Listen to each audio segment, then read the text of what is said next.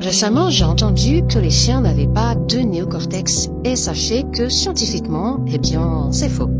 En fait, ça reviendra à dire que les chiens ne réfléchissent pas. Pour commencer, sachez que tous les mammifères, y compris les chiens, en possèdent un. En gros, c'est la zone du cerveau que les chiens utilisent pour traiter l'information sensorielle, permettant ainsi l'apprentissage, la mémorisation et certaines formes de prise de décision. Et pour appuyer mes dires, sachez qu'il y a des recherches en IRM qui ont été établies en 2012 et qui ont montré que les chiens activent bien leur néocortex, notamment pour reconnaître des voix humaines, des objets ou des situations familières. Quelque chose d'intéressant à savoir, c'est que pendant le toilettage, c'est une zone du cerveau qui s'active. Et cela surtout pendant les séances de toilettage comportemental TCAP. On travaille toujours en dessous du seuil de stress et cela permet au chien de faire ses choix, de comprendre les routines et d'apprendre surtout à coopérer.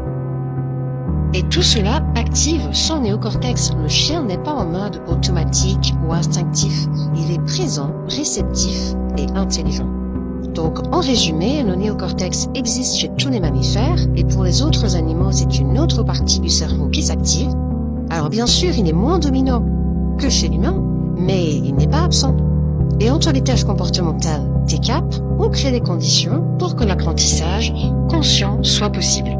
N'hésite pas à mettre en commentaire si tu étais au courant que le néocortex existait et n'hésite pas à liker, partager, commenter pour la visibilité.